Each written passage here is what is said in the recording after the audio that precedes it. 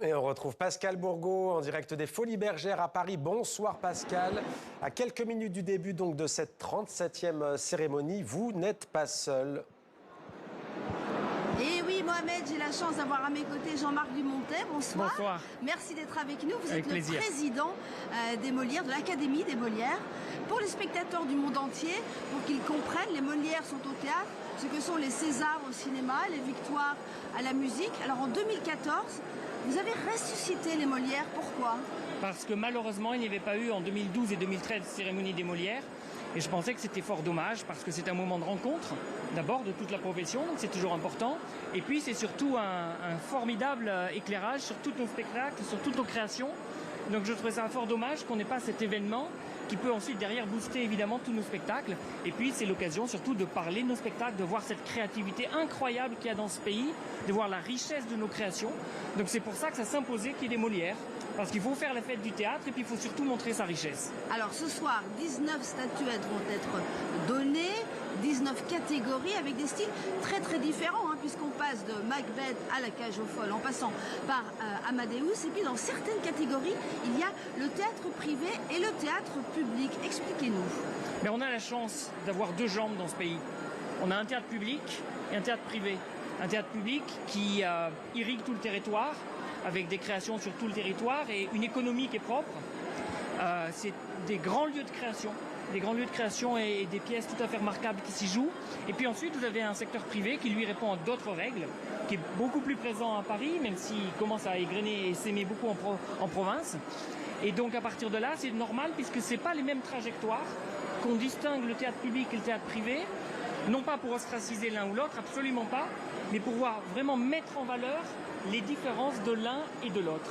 Alors, vous êtes vous-même un pilier du théâtre privé puisque vous dirigez ces théâtres. La dernière acquisition, c'est le théâtre du Gymnase. Alors, on a envie de vous demander comment se porte le théâtre en général et comment se porte le théâtre privé en particulier. Alors écoutez, le théâtre en France se porte bien en termes de fréquentation. On a la chance d'avoir de très belles œuvres. Donc ces œuvres drainent vraiment un public large. Et c'est vraiment un bonheur de voir ces salles vibrer, ces salles pleines, ce public heureux. Et puis il y a effectivement un théâtre public qui lui souffre parce qu'il a des contraintes budgétaires fortes, parce qu'il est pris en tenaille entre des charges qui s'alourdissent de plus en plus, des subventions qui sont à la marge et qui se réduisent. Donc on est dans un moment assez difficile pour le théâtre public. Quant au théâtre privé, il a la chance aujourd'hui de se porter correctement.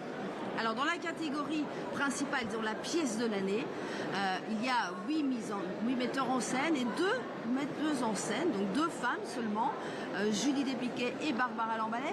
Pourquoi que 2 ? Qu'est-ce qui se passe en 2026 ? On est encore en déficit de femmes metteuses en scène ? Il est évident qu'on n'est pas assez fort aujourd'hui sur la parité.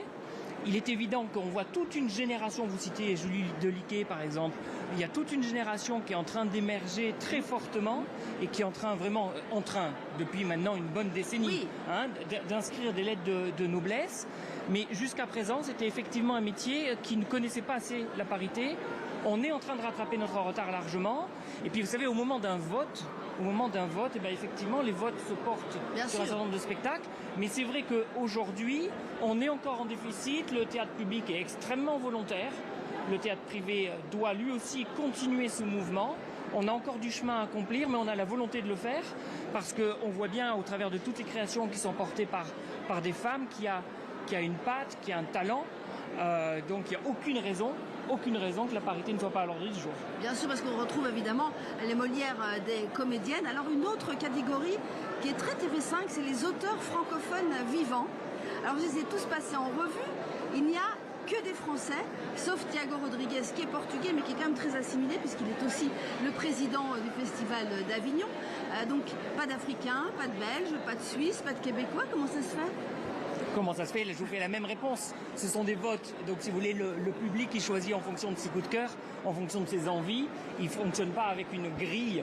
Effectivement, il n'a pas la grille de TV5 Monde pour se dire, bon, alors TV5 Monde va émettre dans tel et tel pays, donc il faut absolument que je parcours le monde. Non, c'est la francophonie qu'on défend, bien sûr. Mais il est évident que là aussi, on doit s'ouvrir. Plus on s'ouvre de toutes les façons, plus on est meilleur, je crois. Et ça, c'est notre métier, c'est la curiosité. Donc, à nous d'aller découvrir à nous d'aller défricher des nouveaux auteurs sur tous les continents. On compte sur vous pour l'année prochaine. Alors je vais vous libérer parce que la cérémonie va commencer dans quelques minutes, suivie en direct par France 2. Merci beaucoup d'avoir été avec nous.